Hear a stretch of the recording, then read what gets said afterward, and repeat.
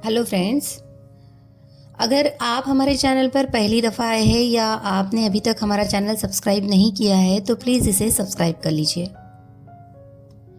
मुरादाबाद के पंडित सीतानाथ चौबे गत 30 वर्षों से वहाँ के वकीलों के नेता हैं। उनके पिता उन्हें बाल्यावस्था में ही छोड़कर परलोक सिधारे थे। घर में कोई संपत्ति न थी। माता ने बड़े बड़े कष्ट झेलकर उन्हें पाला और पढ़ाया। सबसे पहले वह कचहरी में 15 रू मासिक पर नौकर हुए।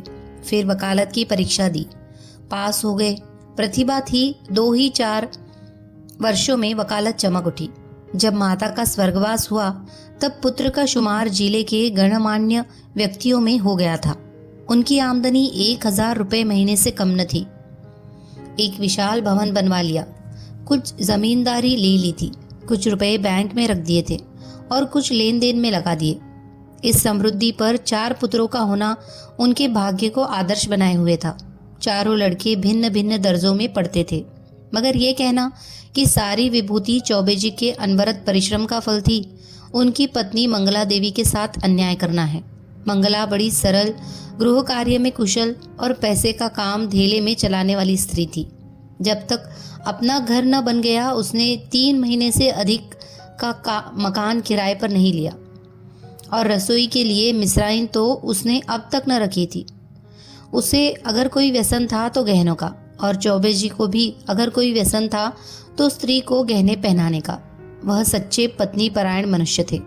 साधारणतः महिलाओं में वेश्याओं से हंसी मजाक कर लेना उतना बुरा नहीं समझा जाता, पर पंडित जी अपने जीवन में कभी नाच गाने की महफिल में गए ही नहीं। 5 बजे तड़के से लेकर 12 बजे रात तक उनका व्यसन मनोरंजन, पढ़ना लिखना, अनुशीलन जो कुछ था कानून था। न उन्हें राजनीति से प्रेम था, न जाति सेवा से। ये सभी काम उन्हें व्यर्थ से जान पड़ते थे। उनके विचार में अगर कोई काम करने लायक था तो बस कचहरी जाना, बहस करना, रुपए जमा करना और भोजन करके सो रहना। जैसे वेदांती को ब्रह्मा के अतिरिक्त जगत मिथ्या जान पड़ता है, वैसे ही चौबे जी को कानून के सिवा सारा संसार मिथ्या प्रतीत होता था। सब माया थी, एक कानून ही सत्य था। चौबे जी के मुखचंद्र में केवल एक कला की कमी थी, उनके कोई कन्या न थी।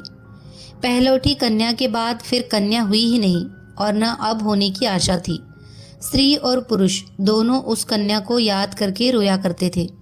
लड़कियां बचपन में लड़कों से ज़्यादा चोचले करती है। उन चोचलों के लिए दोनों प्राणी विकल रहते। माँ सोचती लड़की होती तो उसके लिए गहने बनवाती, उसके बाल गूंथती। लड़की पैंजनियाँ पहने ठुमक ठुमक आंगन में चलती तो कितना आनंद आता।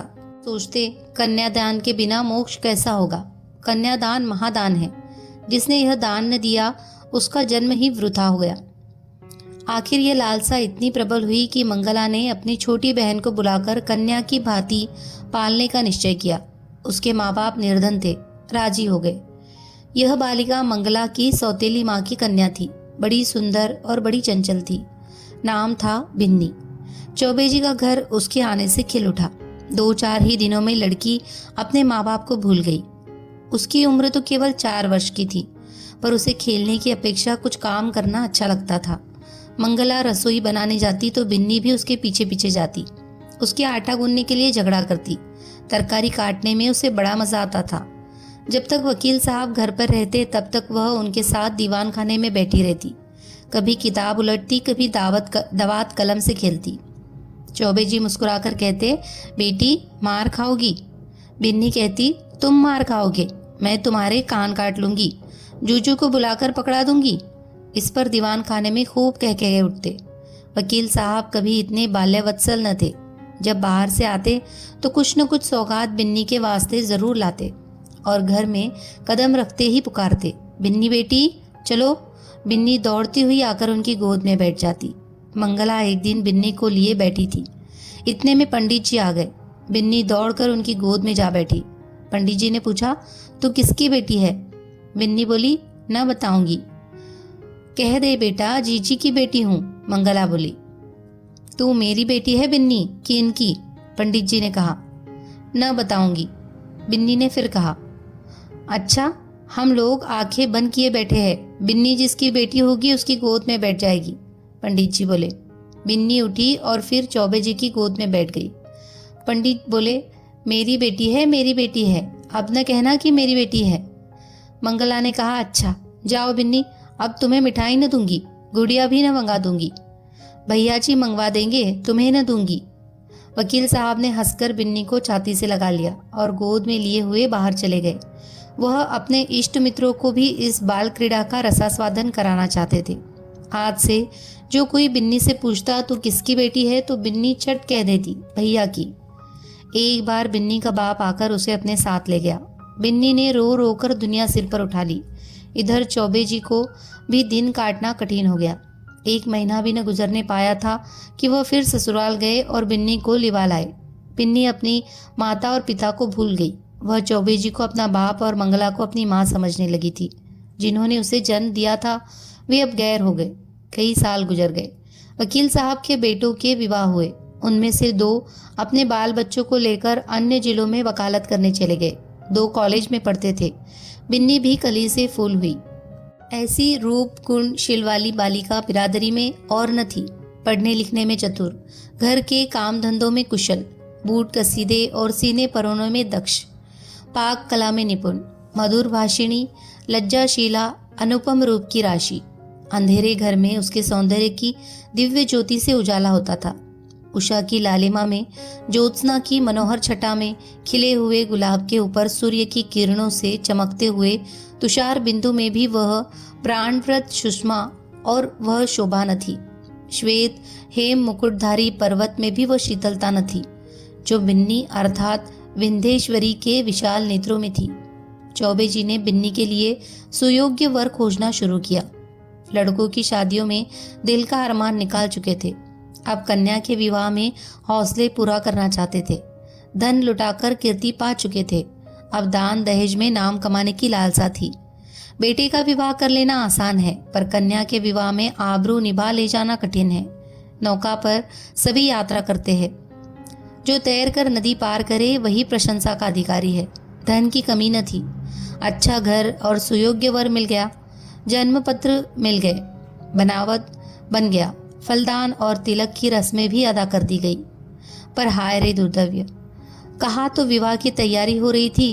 द्वार पर दर्जी, सुनार, हलवाई सब अपना अपना काम कर रहे थे। कहा निर्दय विधाता ने और ही लीला रच दी। विवाह के 1 सप्ताह पहले मंगला अनायास बीमार पड़ी। 3 ही दिन में अपने सारे अरमान लिए हुए परलोक सिधार गई। संध्या हो गई थी। मंगला चारपाई पर पड़ी हुई थी। बेटे बहुए पोते पोतिया सब चारपाई के चारों ओर खड़े थे। बिन्नी पैताने बैठी मंगला के पैर दबा रही थी। मृत्यु के समय ही भयंकर निस्तब्धता छाई हुई थी। कोई किसी से न बोलता था। दिल में सब समझ रहे थे क्या होने वाला है। केवल चौबे जी वहां न थे। सहसा मंगला ने इधर उधर इच्छापूर्ण दृष्टि से देखकर कहा, जरा उन्हें बुला दो। कहा है। पंडित जी अपने कमरे में बैठे रो रहे थे। संदेश पाते ही आंसू पोंछते हुए घर में आए और बड़े धैर्य के साथ मंगला के सामने हो गए। डर रहे थे कि मेरी आंखों से आंसू की एक बूंद भी निकली तो घर में हाहाकार मच जाएगा। मंगला ने कहा, एक बात पूछती हूँ, बुरा न मानना। बिन्नी तुम्हारी कौन है? पंडित जी बोले, बिन्नी कौन है? मेरी बेटी है और कौन? मंगला बोली, हाँ, मैं तुम्हारे मुंह से यही सुनना चाहती थी। उसे सदा अपनी बेटी समझते रहना। उसके विवाह के लिए मैंने जो जो तैयारियां की थी उनमें कुछ काट छाट मत करना। इसकी कुछ चिंता न करो। ईश्वर ने चाहा तो उससे कुछ ज़्यादा धूमधाम के साथ विवाह होगा। पंडित जी बोले, उसे हमेशा बुलाते रहना। तीज त्योहार में कभी मत भूलना। इन बातों की मुझे याद दिलाने की जरूरत नहीं। मंगला ने कुछ सोच विचार कर फिर कहा, इसी साल विवाह कर देना। पंडित जी बोले, इस साल कैसे होगा? यह फागुन का महीना है, जेठ तक लगन है। मंगला बोली, हो सकेगा तो इसी साल कर दूंगा। हो सकने की बात नहीं, जरूर कर देना। कर दूंगा। इसके बाद गोदान की तैयारी होने लगी। बुढ़ापे में पत्नी का मरना, बरसात में घर का गिरना है, फिर उसके बनने की आशा नहीं होती।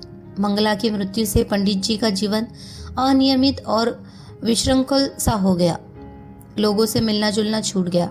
कई दिन कचहरी ही न जाते भी तो बड़े आग्रह से। भोजन से अरुचि हो गई। विंध्येश्वरी उनकी दशा देख देख कर दिल में कुढ़ती और यथा साधे उनका दिल बहलाने की चेष्टा किया करती थी। वह उन्हें पुराणों की कथाएं पढ़कर सुनाती, उनके लिए तरह तरह की भोजन सामग्री पकाती और उन्हें आग्रह अनुरोध के साथ खिलाती थी। जब तक वह न खा लेते आप कुछ न खाती थी। गर्मी के दिन थे ही, रात को बड़ी देर तक उनके पैताने बैठी पंखा चला करती और जब तक वह न सो जाते तब तक आप भी सोने न जाती। वह जरा भी सिरदर्द की शिकायत करते तो तुरंत उनके सिर में तेल डालती। यहाँ तक कि रात को जब उन्हें प्यास लगती तब खुद दौड़कर आती और उन्हें पानी पिलाती। धीरे धीरे चौबे जी के हृदय में मंगला केवल एक सुख की स्मृति रह गई। एक दिन चौबे जी ने बिन्नी को मंगला के सब गहने दे दिए। मंगला का यह अंतिम आदेश था। बिन्नी फूली न समाई। उसने उस दिन खूब बनाव श्रृंगार किया। जब संध्या के समय पंडित जी कचहरी से आए तो वह गहनों से लदी हुई उनके सामने कुछ लजाती और मुस्कुराती हुई आकर खड़ी हो गई। पंडित जी ने सतृष्ण नेत्रों से देखा। भिंदेश्वरी के प्रति अब उनके मन में एक नया भाव अंकुरित हो रहा था। मंगला जब तक जीवित थी वह उनसे पिता पुत्री के भाव को सजग और पुष्ट कराती रहती थी। अब मंगला न थी, अतएव वह भाव दिन दिन शिथिल होता जाता था। मंगला के सामने बिन्नी एक बालिका थी। मंगला की अनुपस्थिति में वह एक रूपवती युवती थी, लेकिन सरल हृदया बिन्नी को इसकी रत्ती भर भी खबर न थी कि भैया के भाव में क्या परिवर्तन हो रहा है। उसके लिए वह पिता के तुल्य भैया थे। वह पुरुषों के स्वभाव से अनभिज्ञ थी। नारी चरित्र में अवस्था के साथ मातृत्व का भाव दृढ़ होता जाता है। यहाँ तक कि एक समय ऐसा आता है जब नारी की दृष्टि में युवक मात्र पुत्र तुल्य हो जाते हैं। उसके मन में विषय वासना का लेश भी नहीं रह जाता। किंतु पुरुषों में यह अवस्था कभी नहीं आती। उनकी कामेंद्रिया क्रियाहीन भले ही हो जाए, पर विषय वासना संभवतः और भी बलवती हो जाती है। पुरुष वासनाओं से कभी मुक्त नहीं हो पाता, बल्कि जो जो अवस्था ढलती है त्यों तो ग्रीष्म ऋतु के अंतिम काल की भांति उसकी वासना की गर्मी भी प्रचंड हो जाती है। वह तृप्ति के लिए नीच साधनों का सहारा लेने को भी प्रस्तुत हो जाता है। जवानी में मनुष्य इतना नहीं गिरता, उसके चरित्र में गर्व की मात्रा अधिक रहती है। जो नीच साधनों से घृणा करता है वह किसी के घर में घुसने के लिए जबरदस्ती कर सकता है, किंतु परनाले के रास्ते नहीं जा सकता। पंडित जी ने बिन्नी को सतृष्ण नेत्रों से देखा और फिर अपनी इस उच्छृंखलता पर लज्जित होकर आंखें नीची कर ली। बिन्नी इसका कुछ मतलब न समझ सकी। पंडित जी बोले, तुम्हें देखकर मुझे मंगला की उस समय की याद आ रही है जब वह विवाह के समय यहाँ आई थी। बिल्कुल ऐसी सूरत थी, यही गोरा रंग, यही प्रसन्न मुख, यही कोमल गाल, यही लचीली आंखें। वह चित्र अभी तक मेरे हृदय पट पर खिंचा हुआ है, कभी नहीं मिट सकता। ईश्वर ने तुम्हारे रूप में मेरी मंगला मुझे फिर दे दी। बिन्नी, तो आपके लिए क्या जलपान लाऊं? पंडित बोले, ले आना, अभी बैठो, मैं बहुत दुखी हूँ। तुमने मेरे शोक को भुला दिया है। वास्तव में तुमने मुझे जिला दिया है, नहीं तो मुझे आशा न थी कि मंगला के पीछे मैं जीवित रहूंगा। तुमने प्राण दान दिया, नहीं जानता तुम्हारे चले जाने पर मेरी क्या दशा होगी। बिन्नी ने पूछा, कहाँ चले जाने के बाद? मैं तो कहीं नहीं जा रही हूँ। पंडित बोले, क्यों, तुम्हारे विवाह की तिथि आ रही है, चली जाओगी ना? बिन्नी सकुचाती हुई बोली, ऐसी जल्दी क्या है? जल्दी क्यों नहीं, जमाना हंसेगा। हंसने दीजिए, मैं यही आपकी सेवा करती रहूंगी। नहीं बिन्नी, मेरे लिए तुम क्यों हलकान होगी? मैं अभागा हूँ, जब तक जिंदगी है जीऊंगा, चाहे रोकर जीऊँ चाहे हंसकर। हंसी मेरे भाग्य से उठ गई। तुमने इतने दिनों संभाल लिया, यही क्या कम एहसान है? मैं यह जानता हूँ कि तुम्हारे जाने के बाद कोई मेरी खबर लेने वाला नहीं रहेगा। ये घर तहस नहस हो जाएगा और मुझे घर छोड़कर भागना पड़ेगा। पर क्या किया जाए, लाचारी है। तुम्हारे बिना अब मैं यहाँ क्षण भर भी नहीं रह सकता। मंगला की खाली जगह तो तुमने पूरी की, अब तुम्हारा स्थान कौन पूरा करेगा? क्या इस साल रुक नहीं सकता? मैं इस दशा में आपको छोड़कर न जाऊंगी। अपने बस की बात तो नहीं, वे लोग आग्रह करेंगे तो मजबूर होकर करना ही पड़ेगा। बहुत जल्दी मचाए तो आप कह दीजिएगा अब नहीं करेंगे। उन लोगों के जी में जो आए करे, यहाँ कोई उनका दबैल बैठा हुआ है। वे लोग अभी से आग्रह कर रहे हैं, आप फटकार क्यों नहीं देते? करना तो है ही, फिर विलम्ब क्यों करूं? यह दुख और वियोग तो एक दिन होना ही है। अपनी विपत्ति का भार तुम्हारे सिर क्यों रखूं? दुख सुख में काम ना आऊंगी तो और किस दिन काम आऊंगी? पंडित जी के मन में कई दिनों तक घोर संग्राम होता रहा। वह बिन्नी को पिता की दृष्टि से न देख सकते थे। बिन्नी अब मंगला की बहन और उनकी साली थी। जमाना हंसेगा तो हंसे, जिंदगी तो आनंद से गुजरेगी। उनकी भावनाएं कभी इतनी उल्लासमयी न थी। उन्हें अपने अंगों में फिर जवानी की स्फूर्ति का अनुभव हो रहा था। वह सोचते, बिन्नी को मैं अपनी पुत्री समझता था, पर वह मेरी पुत्री है तो नहीं। इस तरह समझने से क्या होता है? कौन जाने ईश्वर को यही मंजूर हो, नहीं तो बिन्नी यहाँ आती ही क्यों? उसने इसी बहाने से यह संयोग निश्चित कर दिया होगा।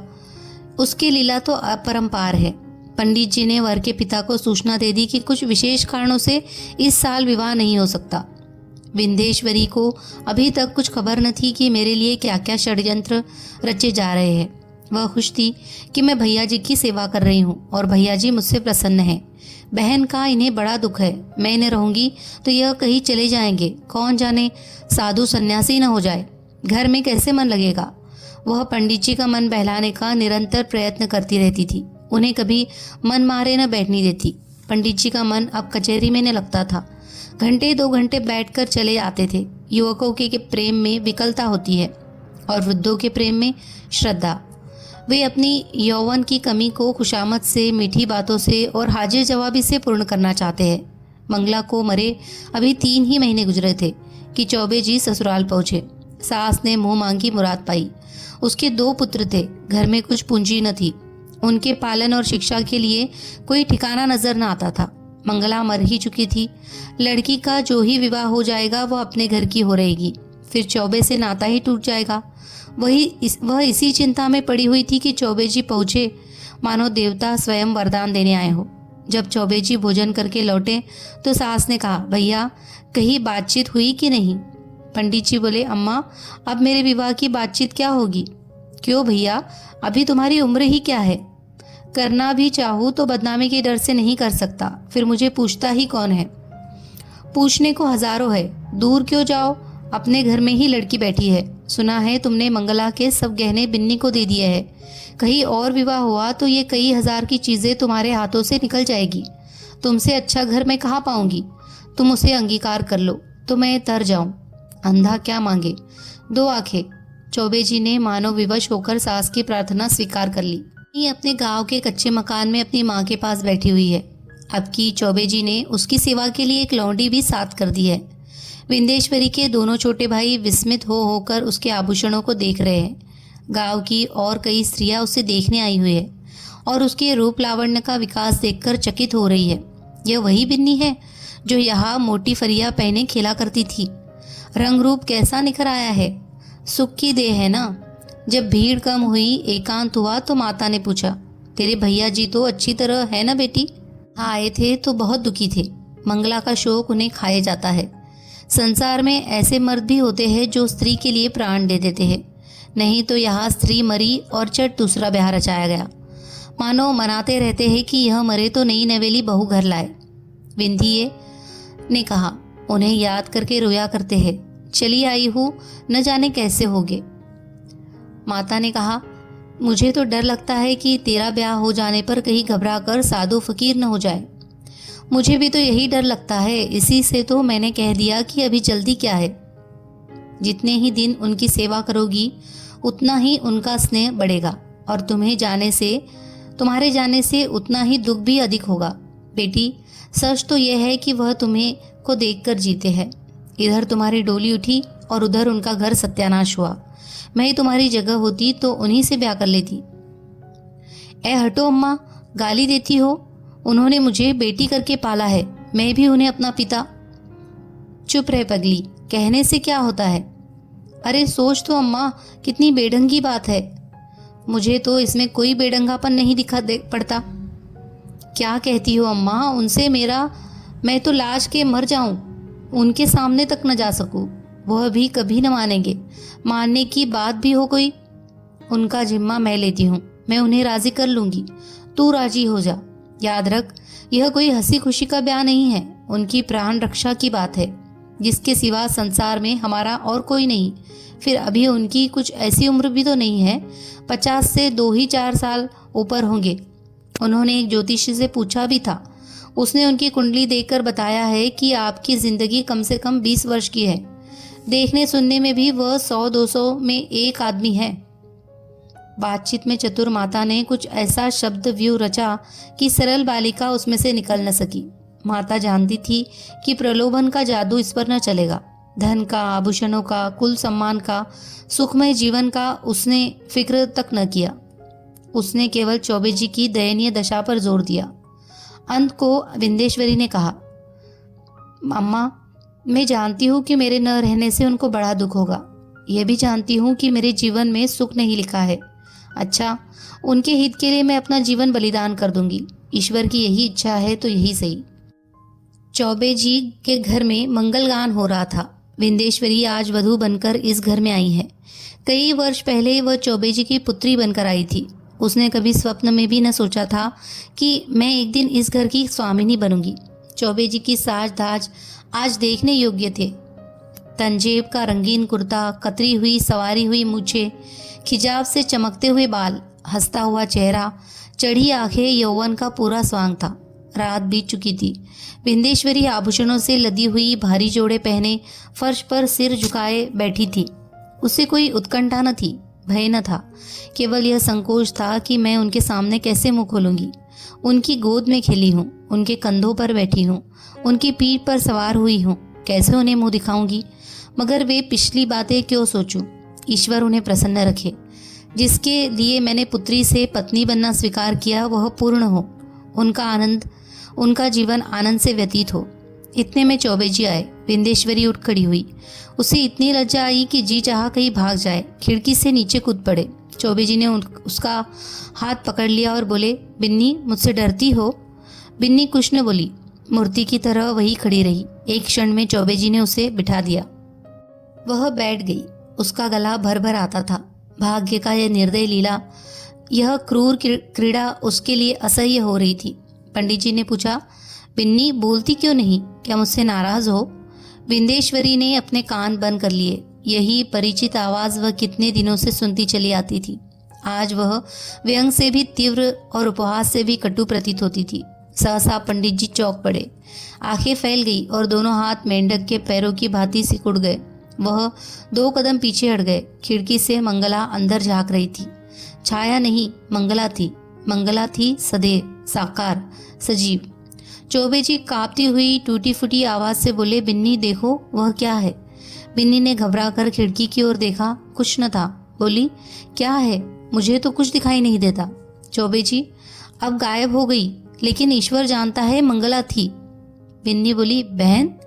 चौबे जी बोले, हाँ हाँ वही, खिड़की से अंदर झांक रही थी। मेरे तो रोए खड़े हो गए। विंदेश्वरी कांपती हुई बोली, मैं यहाँ नहीं रहूंगी। नहीं नहीं बिन्नी, कोई डर नहीं है। मुझे धोखा हुआ होगा। बात यह है कि वह घर में रहती थी, यही सोती थी। इसी से कदाचित मेरी भावना ने उसकी मूर्ति लाकर खड़ी कर दी।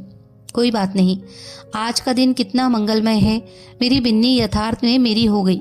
यह कहते कहते चौबे जी फिर चौंके। फिर वही मूर्ति खिड़की से झांक रही थी। मूर्ति नहीं, सदैव, सजीव, साकार मंगला। अब उसकी आंखों में क्रोध न था, तिरस्कार न था, उनमें हास्य भरा हुआ था। मानो वह इस दृश्य पर हंस रही है, मानो उसके सामने कोई अभिनय हो रहा है। चौबे जी ने कांपते हुए कहा, बिन्नी, फिर वही बात हुई। वह देखो, मंगला खड़ी है। विंदेश्वरी चीख कर उनके गले से चिमट गई।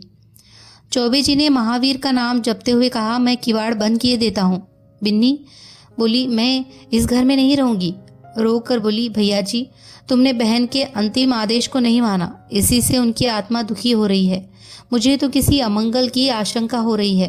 चौबे जी ने उठकर खिड़की के द्वार बंद कर दिए और कहा, मैं कल से दुर्गा पाठ कराऊंगा। आज तक कभी ऐसी शंका न हुई थी। तुमसे क्या कहूँ, मालूम होता है होगा। उस बात को जाने दो। यहाँ बड़ी गर्मी पड़ रही है, अभी पानी गिरने दो। 2 महीने से कम नहीं है। हम लोग मसूरी क्यों न चले? विंध्य ने कहा, मेरा तो कहीं जाने का जी नहीं चाहता। कल से दुर्गा पाठ जरूर कराना। मुझे अभी इस कमरे में नींद न आएगी। पंडित जी बोले, ग्रंथों में तो यही देखा है कि मरने के बाद केवल सूक्ष्म शरीर रह जाता है। फिर समझ में नहीं आता यह स्वरूप क्यों रोकर दिखाई दे रहा है। यह स्वरूप क्यों कर दिखाई दे रहा है। मैं सच कहता हूँ बिन्नी, अगर तुमने मुझ पर यह दया न की होती तो मैं कहीं का न रहता। शायद इस वक्त मैं बद्रीनाथ के पहाड़ों पर सिर टकराता होता, या कौन जाने विष खाकर प्राणांत कर चुका होता। मसूरी में किसी होटल में ठहरना पड़ेगा? विंध्य ने पूछा। नहीं, मकान भी मिलते हैं। मैं अपने एक मित्र को लिखे देता हूँ, वो कोई मकान ठीक करके रखेंगे वहाँ। बात पूरी न होने पाई थी कि न जाने कहाँ से जैसे आकाशवाणी हो आवाज आई, बिन्नी तुम्हारी पुत्री है। चौबे जी ने दोनों कान बंद कर लिए। भय से थरथर कांपते हुए बोले, भिन्नी यहाँ से चलो, न जाने कहाँ से आवाजें आ रही है। ये तुम्हारी पुत्री है। यह ध्वनि सहस्त्र कानों से पंडित जी को सुनाई देने पड़ने लगी, मानो इस कमरे की एक एक वस्तु से यही सदा आ रही है। पिन्नी ने रोकर पूछा, कैसी आवाज थी? क्या बताऊँ, कहते लज्जा आती है। जरूर बहन जी की आत्मा है। बहन, मुझ पर दया करो, मैं सर्वथा निर्दोष हूँ। फिर वही आवाज आ रही है, हाय ईश्वर, कहाँ जाऊँ? मेरे तो रोम रोम में वही शब्द गूंज रहे हैं, बिन्नी बुरा किया, मंगला सती थी, उसके आदेश की उपेक्षा करके मैंने अपने हक में जहर बोया। कहाँ जाऊँ, क्या करूँ? ये कहकर पंडित जी ने कमरे के किवाड़ खोल दिए और बेतहाशा भागे। अपने मर्दाने कमरे में पहुंचकर वह गिर पड़े, मूर्छा आ गई। विंदेश्वरी भी दौड़ी, पर चौखट से बाहर निकलते ही गिर पड़ी। आप सुन रहे थे मुंशी प्रेमचंद की कहानी भूत। कहानी अगर आपको पसंद आई हो तो प्लीज़ इसे लाइक कीजिए, शेयर कीजिए और कमेंट कीजिए। धन्यवाद।